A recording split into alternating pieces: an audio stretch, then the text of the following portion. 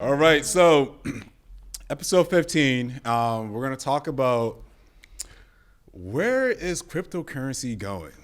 Is it a good thing? Is it a bad thing?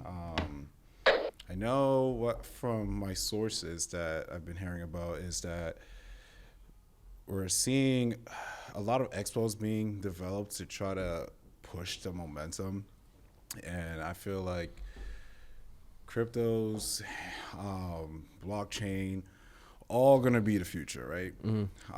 And I can't stress that enough because we all know on this podcast we hate the banks as much as possible. Yep. Having them being the complete middleman for everything that we want to do, if it comes to getting a house, getting a car, your credit, leasing, whatever, all that. So, with blockchain, having all that information all right there, digital, preparing ourselves for the digital era, which is very crucial. I feel like we will have probably less identity crisis happening to people losing their identity. Everything will be quicker. We won't be dealing with like a middleman source and getting straight to the point. If we want to move funds, we want to get update like on our passport, etc. So like, I really feel like the year of 2020 is going to be very crucial. It's going to be like the very start. I know we've been having all that crypto talk for the past few years, and they're like talking about the future of blockchain, but I really feel like next year is going to be very, very crucial. Not only with the fact that we're dealing with Donald Trump's re-election, Right. And and sadly, I can't believe I'm saying this, but Donald Trump wants to put more money to the American people's pockets, and having him reelected and compared to the other candidates that's running up, because they're very questionable.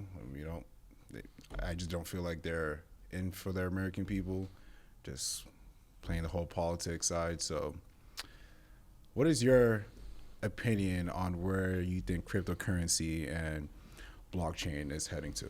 So I think this is a good topic for us to talk about because I can speak about it from an older perspective, where you can speak about it from a younger perspective as well. So it's going to be like that Stephen A. Skip Bayless or Stephen A. type Max Kellerman type conversation, right? So I don't know. I see pros and cons on all of it, right? There's no tracking with it, so there's really no protection when it comes to the cryptocurrencies, right? Once something happens, right? Where with the banks, if something happens to your money and, there's any form of hacking or just fraudulent activity happening, you're FDIC insured, right? So, but I think that banks overall have too much power, like we're talking about, where you need a bank, to back you with a house. You need to have a bank account for this. You need to have a bank account for that, right? So it's almost like you can't live without these big banks, but yet the funny thing is these big banks cannot live without us. Yeah. They have to have our money within it. So if everybody pulled out their money and started going crypto, then we're going to see the fall of big banks completely, which would be interesting to me because the JP Morgan name stands firm within the financial industry and has for hundreds of years. So what's going to end up happening with that? Sometimes every king needs to fall. Yeah. So what ends up happening when, Bitcoin or Ripple or any of these other guys competing with each other, they end up taking off. Who knows? But I do see, like I said, pros and cons for both of it. Yeah. I see pros for crypto by accepting it for, let's say, merchants, because I, working in the merchant industry, I hate when a merchant gets a chargeback because I can literally look at a case that a merchant has as chargeback and I can say, hey, this is a fraudulent claim. But because the buyer, the customer's bank gets to decide that, the merchant's at a loss. So I've always said to any merchant I've ever spoke with that I hate chargebacks for them just as much as they do because it affects their business. And if it affects their business, it's affecting my portfolio, right? Yeah. So I do believe that there needs to be certain things like Regulation Z needs to be addressed. I think, there was Regulation Z was the Truth in Lending Act of 1964. Yeah. So that was written in 1964. Things have changed. There's a lot more fraud these days, right? Yeah, a lot. So I think times need to be adjusted. Things need to be they need to grow with the economy. They need to grow with the way that fraud happens, the way that people are growing money overall. So on the pros and cons of that, positive or negative. But everything is just at a standstill when it comes to the banks. And really all they're doing, like we've always said, they take our money and trade it and make more money. So there's a con with it. Yeah. So it's like, really, what type of, like what are we going to end up doing here when crypto does take over? I think we're going to be at a loss where it's going to be, oh my gosh, we're in a new era. We're in a new age. Yeah, I just feel like it's going to be kind of like a great reset button for the people that, if they didn't have like, that perfect credit score, it's going to really reset like our nation as our economy just to feel like they could actually relive a better life and actually believe in themselves that this is like a land of opportunities. And I feel like it's also going to give like kind of like a better way, because like we all know that, when we're participating, in a Forex market and they're using our capital, and where a lot of people, if you guys are new when it comes to trading, what they're doing is that they're taking advantage of your check-ins and savings and participating in the market because they need the consumers' funding, rather than not saying like the banks don't have their own capital that they want to play with, but it's more better to risk it on the consumers because it will bring in more customers if they show their stability is very high. They have a good track record, ensuring that they could get a good return in your investment if you invest within the bank itself. But like if you having your money, you're just letting it sit there, they're taking your money. They're like, thank you for signing our agreements, blah, blah, blah, participate in the market, and then make way more money doing so. And then that we really get that 2 to 3% interest. You'd be like, oh, damn. If that. Like, yeah, I get like $2 or $3 added into my account. And some annually? People, annually. And people get all so excited for it. It's like, that is not good at all. Like with the big sums of money that you have, they're collecting at least like 98% of it. And they're keeping it. And they're like, yeah, thank you for using our service. And I feel like when we have blockchain, just like how where we have a lot of, the crypto wallets, and using their platform to actually fund like or transfer money, and they take in just a small percentage. I rather accept that small percentage rather than having the banks just have full access of my funds and making money out of it, and I'm not getting no pay cut. Right. So eliminating all that, giving the economy a fresh start, with everyone having issues with, having a whole mortgage, people have the capital, they have the cash, they could turn it in, deposit as cryptos, and then and everything will be a done deal. Right. And there's no like, this, that, long term. It's either you have or you don't, and just keep it moving forward. So you think when it comes to, let's say, holding debt, whether it's a car payment or whether it's a mortgage, anything like that, do you feel that those mortgage companies are going to turn around and then hold that debt within Bitcoin or within cryptocurrency at all? Yeah, they would have to. So that's where I would pose the question is, do you think that would be a lot more risky on their side? Because there's nothing as far as that's where I'm talking about the protection. There's protection on the bank side. They're always going to look at themselves first. But when you have crypto that's not one side or the other, what happens when someone defaults or anything like that? They're holding the debt, but who's going to pay on it?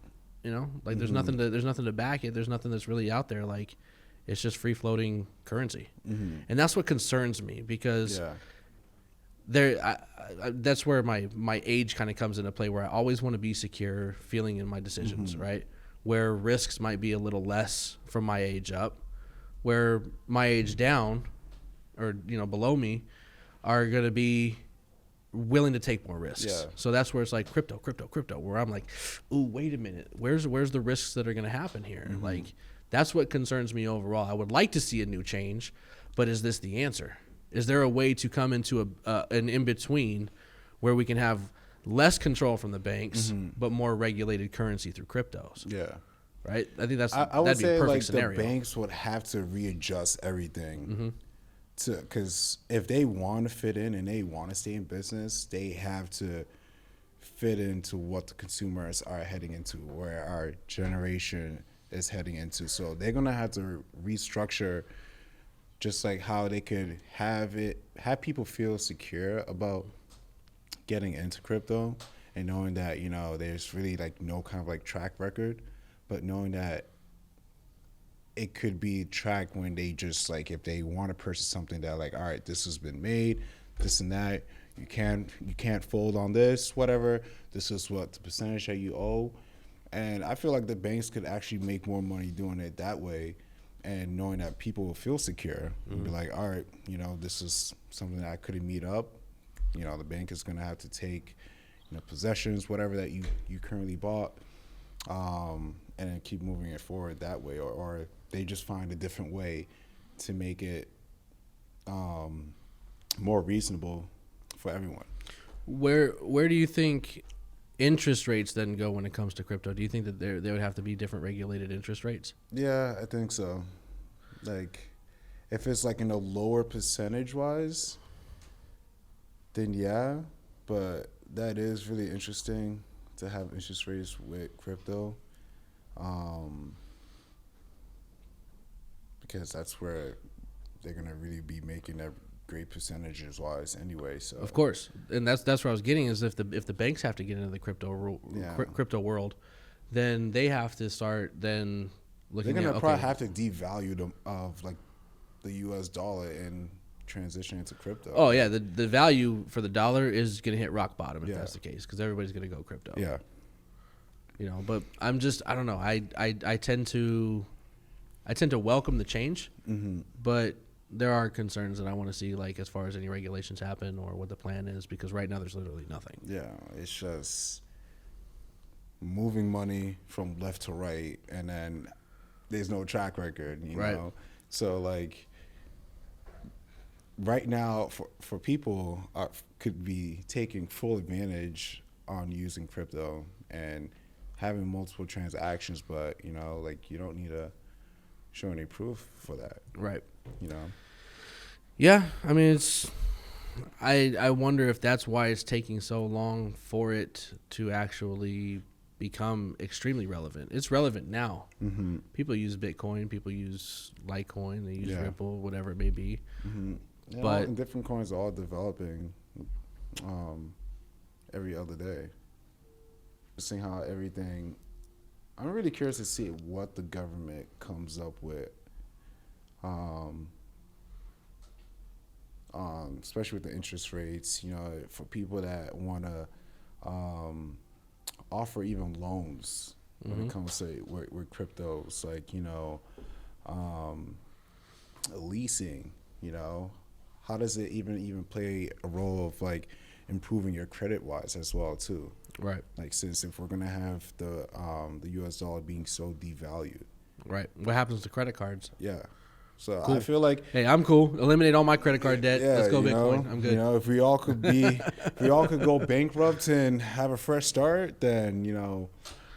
I remember when Capital One sent me an email and said, "Make a payment." Sorry, Capital One, I'm with Bitcoin now. You know, so I don't know. It'll be interesting. It'll be Yeah. interesting. I would like to see how that gets addressed before it becomes huge. I would Yeah. like it to become addressed before it becomes bigger. Yeah.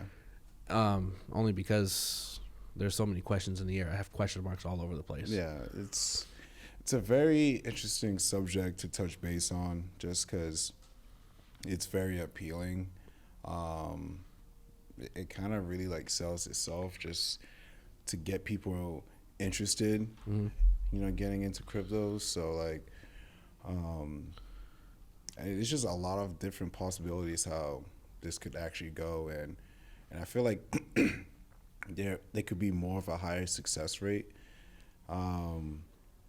with people, you know, having cryptos and using cryptos as, you know, as a daily source of income, you know, spending wise, investing wise. So it should be very appealing just to see how everything could come together. I would tend to think, if I had to, put my thumbprint on it right now, that the U.S. dollar will never be replaced. Yeah. I just think it's going to be another form of currency that banks are going to have to get into. Yeah. So, you have your U.S. dollar, of course, or you can use your Bitcoin, or your crypto that you decide to use, whichever one is supported by your bank, and they get their hand in that cookie jar. Yeah. But I mean, I treat it like, I'm thinking about it in the sense of a paper dollar, where you can have a $1 bill, $100 bill, whatever, but then you can have pennies and you can have actual like metal currency, right? Mm-hmm. That's just going to be a third one. Mm-hmm. So I wonder if that's going to be something along the lines. Yeah. Maybe that's an opportunity. It might save, like, with all the printing of the dollar, if we could have, if we're looking at environment-wise, like, if we could have everything all digital, then I don't think anyone would complain about doing that. Right. Well, I kind of slowly see that right now anyway, because if you open up my wallet, I never have cash. Yeah. I never carry cash either. Like, I Zelle. I hate it with a full passion, because if you lose cash, you either you lost it or you bless someone's day, right? Exactly. And they pick it up, they're like, what is the chance of people going to be a great pedestrian and return it to whoever they lost it? I actually did that one time. Yeah, I did that one time. And it was recently. But I kind of regretted it at the same time, because then I thought about what I could do with it. See, but then I played karma into that role, and it's just like, what happened if that was me and I lost like $500? Right. And that could have been spent towards like a bill, or that could have been spent elsewhere, or someone needed it more than I did. Did I ever tell you what happened with my situation at Chandler Mall? Oh yeah, I think you did. It was like around like 60, the Nike store. yeah, like $60. It was crazy, and I knew knew you could have got it, and could have went to the clearance rack. Could have had a nice good day. But speaking of karma, I had instant karma that day, because I was walking around. It was $60. I asked like 3 people around me, like, yo, they were like kiosks. I'm like, did you see somebody drop this? No.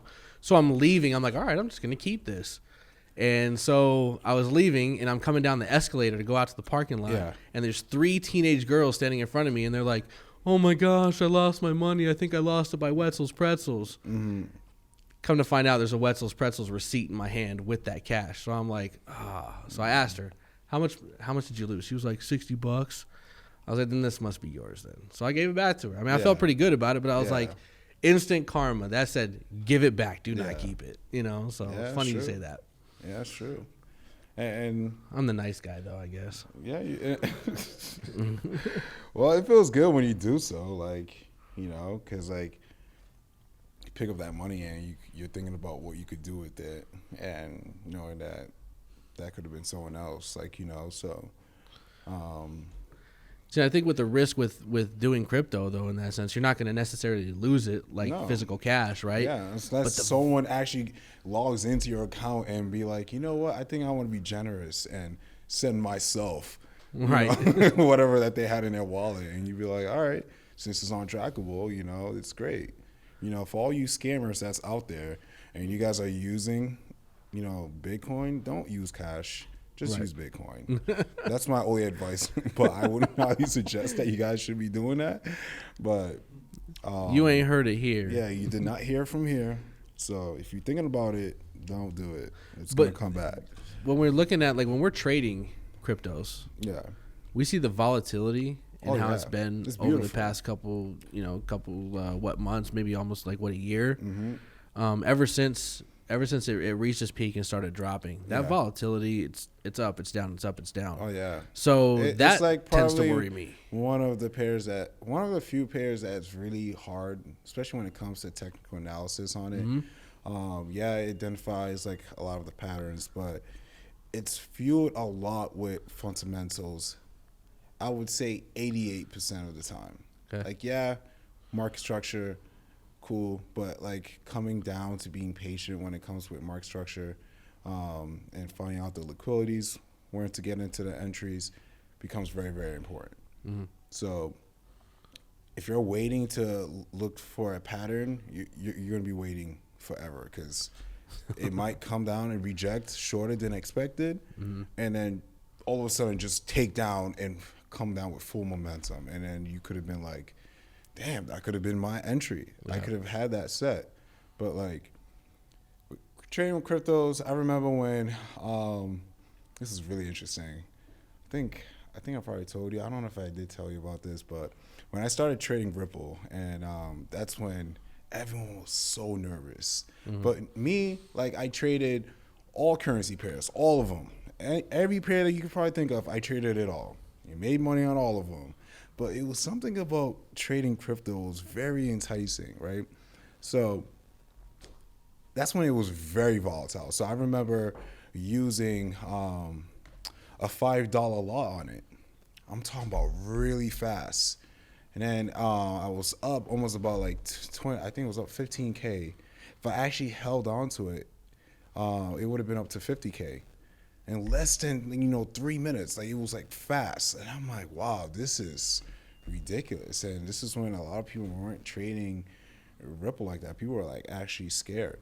But for the people that have participated in it, it was so rewarding. But it's not as volatile how it was, because now it's not like so much volume is being pumped into it, and people are, that's how basically all crypto got started. It's just with the hype. Everyone is like, yeah, it's going up. So you know what people are doing that have huge capital? Investing into it. Yeah. And pushing it, and that volume is going up. If people are not believing in it and they pulling huge sums, and it's just like causing, a big shift to the market, going up and down. So when you say that there's not as much volume as what there used to be, do you think that's because of the unstable movements? Yeah, I think so. It's unstable movements. Not enough investors, especially with huge capitals, because the people that have the most, cryptos are really controlling the market. So if they decide to put up at least like half of it, then you're gonna expect like a huge pullback to actually happen, because of that one person. One person could actually just affect the entire market. And then it has to come down to correct itself, right? Yeah. So then people are like, oh, great, this is a great time to buy, invest back into it, and then you see a nice push up to the upside. So, but as of now, like, where we've been seeing big pushes and seeing after it makes a big push, consolidate, and then break down to where the initial move that started it. So, so it's been really up and down with a lot of fundamentals, I would say, and investors investing in and pulling out. So where do you want to see crypto go? Do you want it to replace the dollar, or do you want it to be a competing currency? I do. Like, I just feel like it'll be better for everyone. It'll be a brand new market for a lot of people, because everyone is so familiar with just with the U.S. dollar as it is, and crypto is a complete brand new market. It's something that we haven't had ever since when it came out. So we've been dealing with the U.S. Market for decades. So like this is something brand new. This is not like anyone could be like, yeah, I'm a full expert on it. Right. I've been studying it for years, because no one knows. Right. And when you have that curiosity behind it, it becomes very enticing. Right. And it becomes like, wow, like I could actually, this could be like my breaking point. So just being patient, knowing the right time to invest, you can reap the benefit. So whoever that invested Bitcoin from the beginning, that held on to it. That thing is supposed to go back. It's supposed to be going back up anyway. So that's why I'm looking at around March or May, we should see a lot of big momentum with investors pushing the cryptocurrencies. Hopefully up to like 80, 90,000 a coin. So you think it's going to be that soon? It's going to be sooner than later? Yeah, I think it's going to be sooner than later. It's just like it's just been kind of like really been overdue since everyone was expecting this year for cryptos to take off and it didn't. I think it's based on the recession that people are looking for. Yeah, so they're a lot of investors been pulling out, from the stock market has been affecting. And then we have a lot of like the trade wars, and then, of course you have with Brexit, all that happening. So like everyone is just like kind of like on a standstill. And then of course you have Christmas coming right around the corner. So you think people are going to be wanting to invest around that time? No. So they're going to invest after we have the re-election happening, having back to workflow. It's a brand new year, and what people are going to do right when Christmas is done, right? Annual bonuses given out. Annual bonuses. People are going to be turning up. People are going to be wanting to buy. Why? It's a whole new year. Yeah. Excuse to get drunk. So the economy is getting all these people buying liquor, food, everything else, and then it basically is just resetting the start of the year. Right. Now, what was it told you? When you use the Bitcoin machine, did you withdraw or did you deposit? And how much did that cost you for that? 10%. See, those are the type of things that worry me. There's no regulations on those charges. When you're using an ATM, you get charged $1 fee, right? Whether it's $2.50, $3.50, or whatever it is, right? But when you're talking 10%, that is kind of eye-opening. If I'm going to deposit $1,000, that means you're going to keep $100 just because I'm using an unregulated source. Yeah. There's no cap on ATMs though either.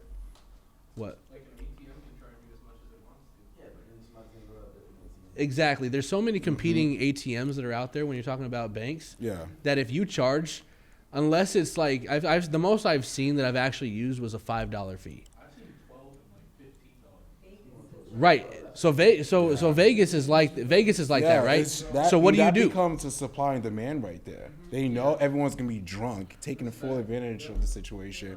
So why not make an extra, $12 off every charge? Like, and I get that. Why but do you when think food is so damn expensive as well too? Because everyone is drunk 60 or 70% of the day. Like, especially the summertime, it's even worse. Like, I get that, and I think that's a great opportunity to capitalize on that option. Yeah. But when you have so much competition that's going out there, the vast majority of people will go just to their regular bank. They'll look for a Wells Fargo or a Chase, and that's Google why it, put that on your maps, and be like, "We're going." Unless they're just I'm feeling not going lazy. to no ATM. Like, Exactly. If I go to the casino out here, I'm going to the bank before I even go, because I'm not paying that big ass fee. I'm good. I used to be that person when I only had like $100 in my account, and I looked at Chase ATM. I was like, $3 my ass. Like, right. Like I'm going to my bank. If I have to drive to my own bank to withdraw money, then see, that's my point. When you have only a couple Bitcoin machines that are out there right now, and they can charge a percentage of what you're doing, that's different than a flat fee. Yeah. Especially if you're the only ones, right? Then you're really capitalizing, right? And that's the type of stuff that I'm talking about that concerns me. Where is it really all that great? Or but who knows if there are other companies that do create their own crypto machines, ATMs, and they charge less. Do you know how much more of a demand that is? Like, oh yeah. No, absolutely. It's gonna take somebody to come in and say, well, I'm not gonna charge 10. I'm gonna charge 8%. And it all starts with word of mouth, right? Like, yo, go to 89th Street, like. But that's where I'm looking at in the upcoming year. And why I asked, do you think it's going to go that fast? It's going to be coming up that quick where, Bitcoin is going to have a huge impact, come, mid-year next year. I only know of like maybe 2 of those Bitcoin machines. We don't have enough competition out there for me right now to be like, ooh, yep, I'm going to Bitcoin. Unfortunately, me being in my old ways. Yeah.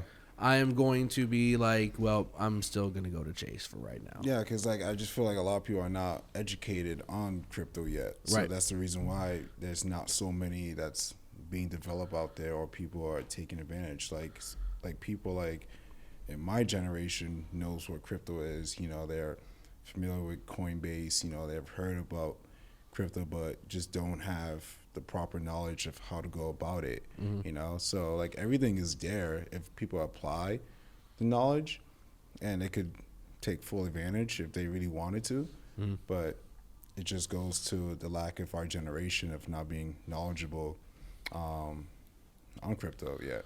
So if that's the case, and it's that effect of jumping into the deep end before you learn, those are the type of things that I'm talking about that I want to see. I want to see the bad happen to be able to fix and make it better. Yeah. Before I actually say I'm going to take my money out of Chase. And once that happens, and I'm like, all right, well, I see where this is going. Unless Chase closes down, or unless Wells Fargo or Bank of America close down tomorrow, I still have to rely on them for the time being. Yeah.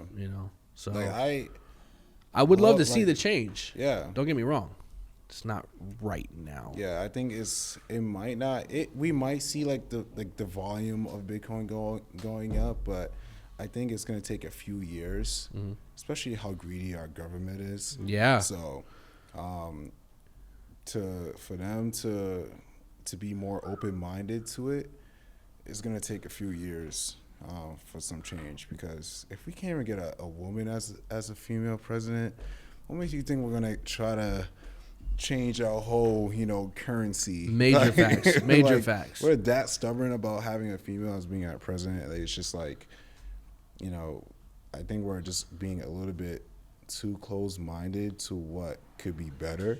Yep. So maybe we need somebody that would be, running in office that's in that lower age.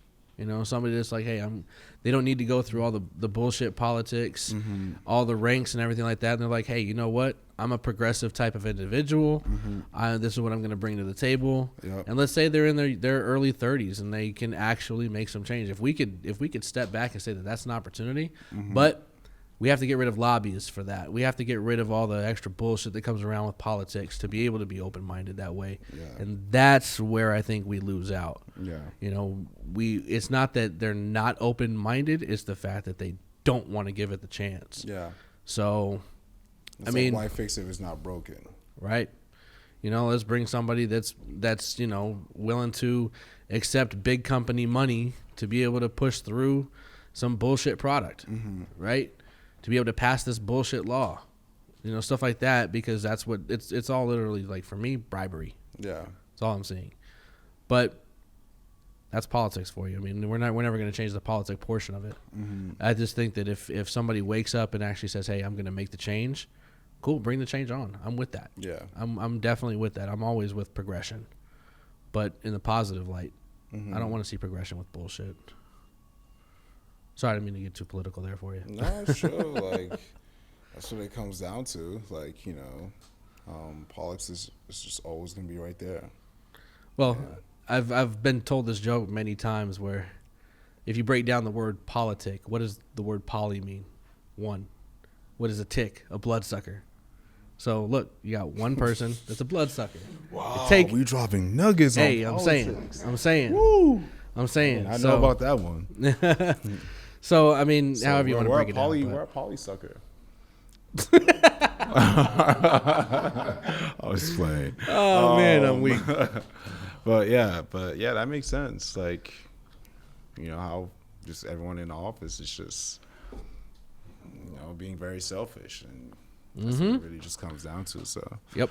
But yeah, it's gonna take like years. Like, I feel for cryptos, like, even though I want it to be faster than expected, but we could only allow our imaginations to run to a certain point. So, but if it comes down together and they could somewhat have kind of like a blueprint, that'd be actually a good start. Yeah, the effects to it could be completely mind blowing. Like we're talking about the stock markets. What happens with the stock markets then? Yeah. What happens with interest rates? What happens with the way that our current currency that everybody is completely used to and has been used to for, many, many years.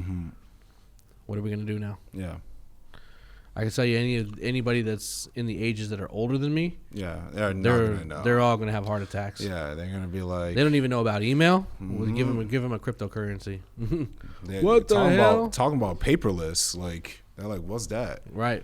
You know? I need my statement every month. Yeah, I need it mailed to me. Like, Nah, go to the web and log in. What? Like, I could do yeah, that. not a lot of old people are tech savvy, so you know that's why they have kids, right? You know, they be like, Kids to teach Preston, them. you know, can you help me? And you're like all the way in the other side of the country, and you're taking your time to log in and tell you word for word. Like, trust me, Right. my mom still does that to this day sometimes. Mine does too. And it's just like, I'm running a business. Like, So mine's in Detroit, calls me and asks me, why can't your brother get a hold of me? Because every time he like, calls me, they make you feel like you're the middleman. like, it's just wait, like, I don't am know. not no middleman. Like, we have a cellular device. There's a number that you can click, you can call, you could leave a voice message. Yep. You could shoot a text. There's an email. You can go on Facebook.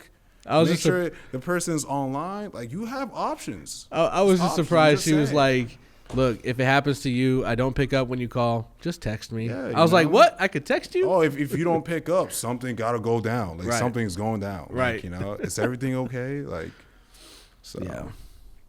that's what it comes down to. Well- So, little advice for you guys: just be tech savvy. Just try to catch up. Don't be left behind. 'Cause Absolutely. If we're gonna get crypto, it's only gonna get confusing for you. Yeah. So- Don't be naive to the changes. Yeah. Be open to the changes. Learn it. Take Yeah. some time to learn it. I mean, right now, when we're trading it, we can learn how it moves to trade it. I'm Mhm. cool with that. But I definitely try to keep my ear to the street when it comes to what's happening with it. But Oh yeah. For those that want to ignore it like it's never going to happen, Oh yeah. it's going to be a rude awakening don't when be it that does. guy. Yeah, You don't know? be. Definitely. So yeah, I think that wraps up the episode for 15. Yeah, I hope it gets people to think like, Yeah. where we're headed. Yeah, take action Mm-hmm. now. Like, okay, Arnold. Are you gonna say go get the chopper now? Hey. This guy. But yeah. So, what should we talk about for episode 16? I don't know. We got a week to think about that, I guess. We Yeah, can leave it as a surprise. Yeah, we should get some good topics. Yeah. Or maybe have somebody come in here and speak. Yeah. I know Pyam's been looking forward to get on there. Oh, he got an idea. He's scratching his beard. He say he has an idea. Oh. There you go. Oh. There you go. Here we All right. go. Well, I think we should wrap it up. I think that's a good place to leave it at Yep. and see where we go from here. Yeah, that sounds good. All right.